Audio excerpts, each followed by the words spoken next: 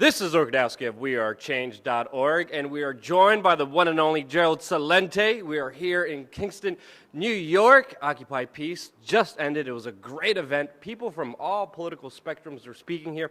What is your overall take from today's event, Gerald? The energy was sensational. The passion is real. And we have a program that people believe in. They know that we're on the path to the greatest war of the 21st century. How many more people have to wash up on the shores of all of these countries, whether they're on little boys in Greece, on Turkey, families being killed as they're trying to escape countries that have been bombed out by the United States and its coalition of the killing. So the people here were here because they are concerned about this endless war on terror that is not only draining us of our very limited resources, both economic and human, but the immorality of it all. So people have had enough. And that's what Occupy Peace is. It's the beginning of a new age of America. It was an historic beginning at the most historic four corners in the United States. The only place where there's a pre-Revolutionary War building on each corner. And the importance of it is that the people understand that the only thing that the military-industrial complex in Washington have to show for this is failure. Now you tell me. How many successes can the military add up? Let me know one. Let's talk. Libya, great job. Gaddafi has to go. Oh, yeah, he's going, and now the place is going to hell. Yep. Totally destroyed. Assad has to go. Look at Syria. Hussein has to go. Look at Iraq, over 1 million dead.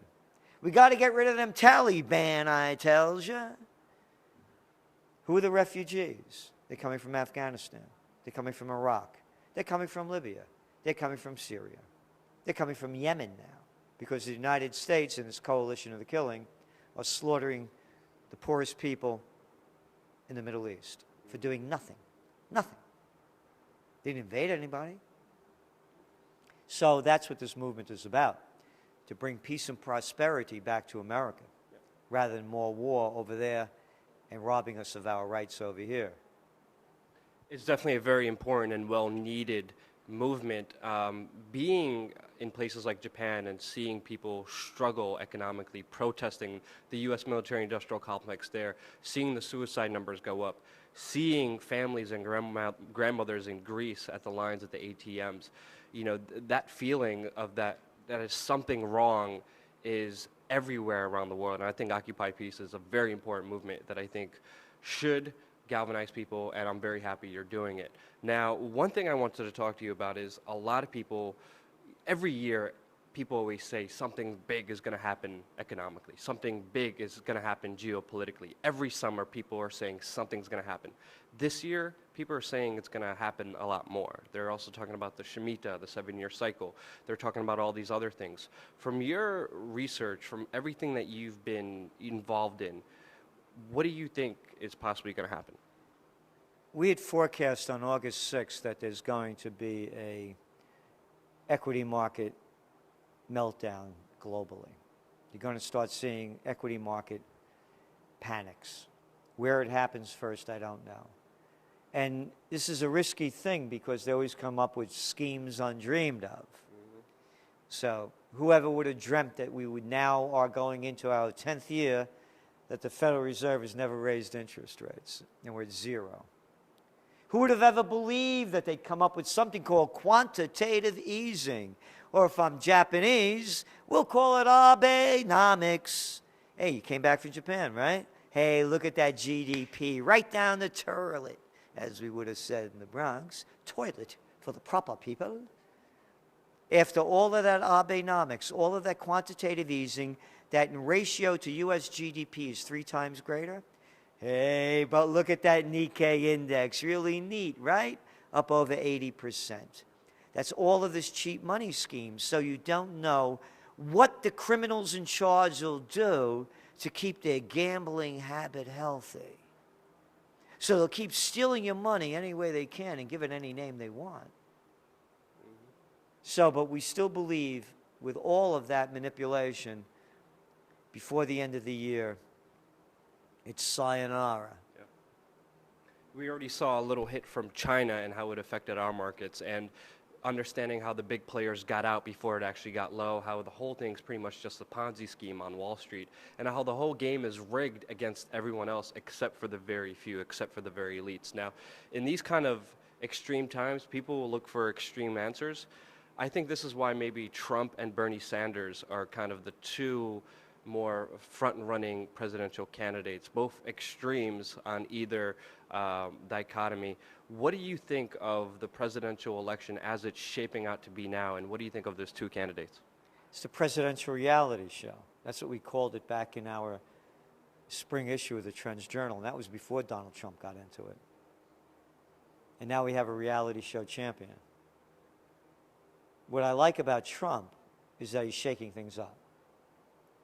What I dislike, and he is who he is, what I dislike about Sanders, he's a fraud. I voted against the Iraq War. You did, huh? You did. And you voted to fund all of the Afghan wars, all of the budgets, all the Iraq wars. Hey, you love what they did to Gaddafi, don't you, huh, Bernie? Did you get off on that one?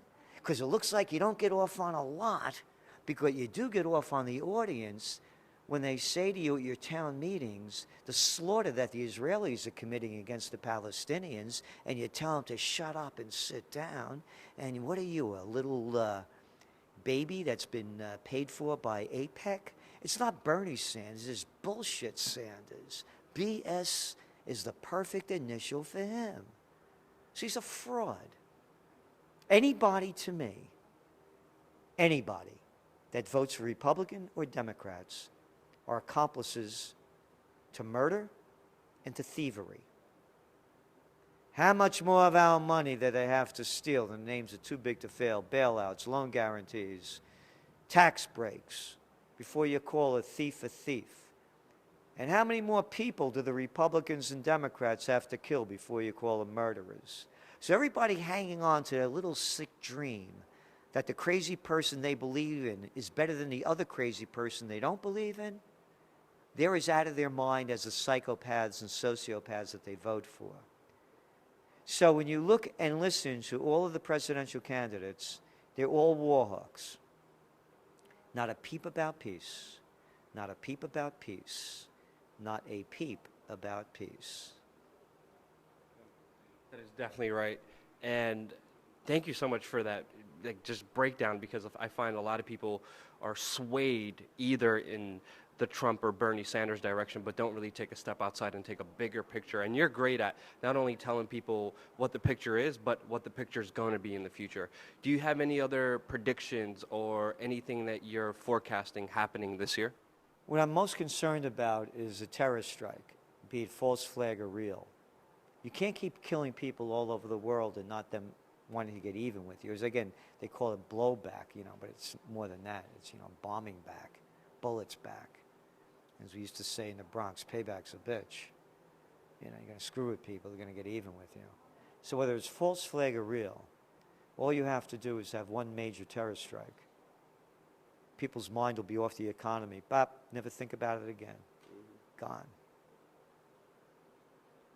They won't hear you. All they'll be doing is tying yellow ribbons around everything that doesn't move and waving flags, and we got to get them over there before they come over here. To remind people that are too young to know about this, when I was a young man, a Vietnam age, draft age, to become cannon fodder, they used to say, if we don't stop those commies over there in Vietnam like dominoes, they're going to keep falling. And before you know it, they'll be falling on the shores of California. So it's the same kind of stupid psychology.